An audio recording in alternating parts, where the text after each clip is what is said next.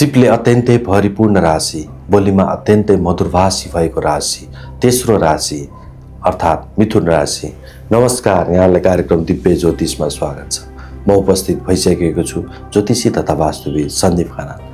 आजको कार्यक्रममा हामी मिथुन राशि हुने जातक जातिकाको लागि यो 9 महिना अर्थात् पौष महिना के कस्तो ग्रहहरूको फल रहेको छ भन्ने कुराहरू जानकारी दिन म कार्यक्रम सेटमा उपस्थित भइसकेको छु। लग्न स्थानमा बृहस्पति देव गोचर गरिरहनु भएको अवस्थाले गर्दाखेरि अत्यन्तै सफलता प्राप्त हुने, सिद्धि प्राप्त हुने, आफूले सोचे आँटेका कामहरू पूर्ण लाभ भएर जाने, विद्यार्थी वर्गहरूको लागि पढाइमा लाभ भएर जाने, व्यापार गरिरहनु भएको छ भने लाभ भएर जाने, भाग्यले अत्यन्तै साथ दिन्छ भन्ने कुराहरू यो एकलुप बृहस्पति लग्नको फलहरू रहेको छ।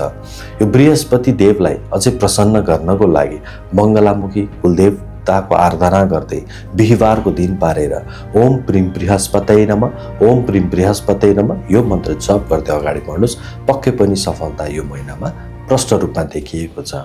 तेस्रो स्थानमा केतुदेव गोचर गरिरहनु भएको अवस्थाले गर्दाखेरि पराक्रम, आँट, साहसहरू बढेर जाने खालका योगहरू देखिएको छ।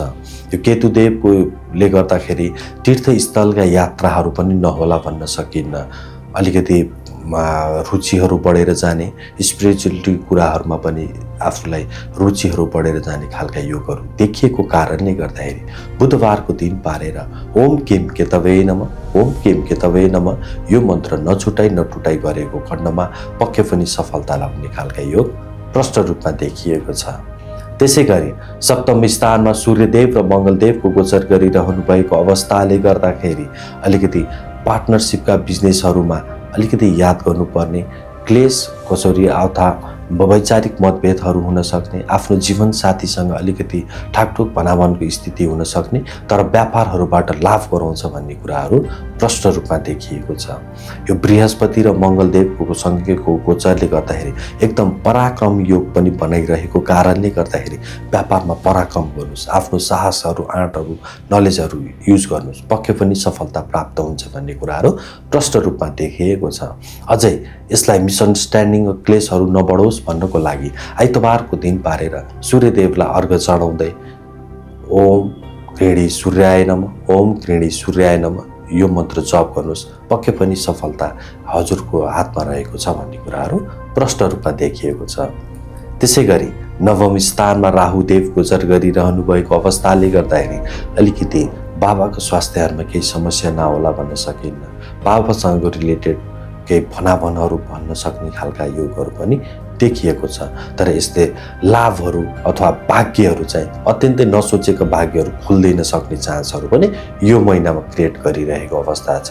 यो कुराहरूलाई एकदम मध्यनजरका साथ अगाडि बढ्नुहोस्। पक्कै पनि पौष महिना हजुरको सफलता योग रहेको छ। त्यसै गरी दशम स्थानमा शनिदेव गोचर गरिरहनु भएको अवस्थाले गर्दाखेरि कर्मबाट लाभ भएर जाने, आफ्नो मान सम्मान पदोन्नतिहरू बढेर जान सक्ने खालका योगहरू पनि प्रष्ट रूपमा देखाइएको छ। मिथुन राशि हुने जातक जातिकाको लागि पौष महिना अत्यन्तै सफलताको महिना भएको कारणले गर्दाखेरि यो महिनामा आफ्नो जे छ त्यो कर्महरूलाई अझै अगाडि बढाउनुहोस् भन्दै शुभकामना दिँदै र मिथुन राशि हुने जातक जातिकाको लागि शुभ रङ हरियो रङ रहन्छ भने शुभबार बुधबार रहन्छ, शुभ अङ्क 5 अङ्क रहन्छ। यस्ता अङ्क कलरहरूलाई यो जीवनमा युज गर्दै जानुहोस्, इम्प्लिमेन्ट गर्दै जानुहोस्, पक्कै पनि सफलता हजुरको हातमा रहेको छ। म फेरि अर्को महिना अर्को फल लिएर आउने बाचाका सहित आजको कार्यक्रम सेटबाट बिदा हुन चाहन्छु। हस्त नमस्ते।